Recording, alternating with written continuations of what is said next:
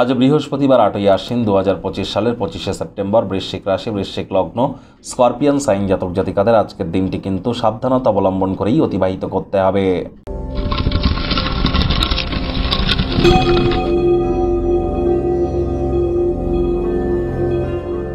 ভিডিওটির শুরুতেই স্ক্রিনে আপনারা দেখতে পাচ্ছেন বৃহস্পতির বীজমন্ত্র ওম গ্রাং রিং গ্রং স গুরবে নমঃ। এটি আজ আপনারা সকাল দুপুর সন্ধ্যা 3 বেলায় 108 বার জপ করুন, অত্যন্ত উপকৃত হবেন।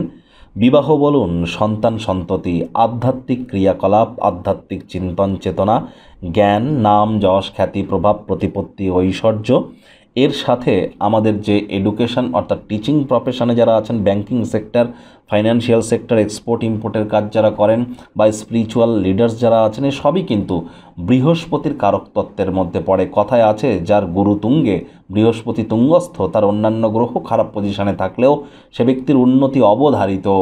আজ অবশ্যই সাত্ত্বিক জীবনযাপন গ্রহণ করুন, গুরুমন্ত্র জপ করুন, হলুদ রঙের বস্ত্র পরিধান করুন।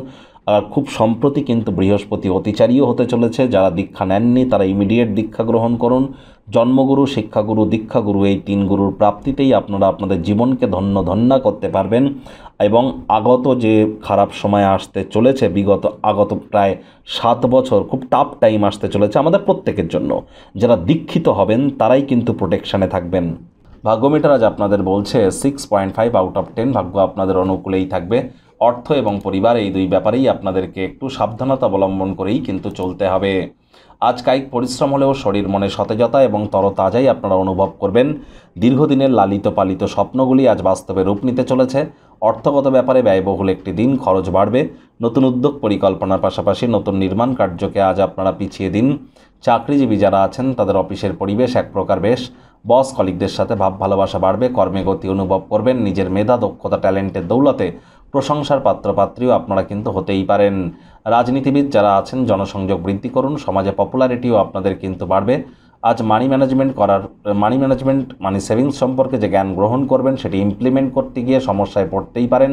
অতিরিক্ত চিন্তা করবেন না, কারণ শীঘ্রই পরিস্থিতির উন্নতি কিন্তু হতে চলেছে।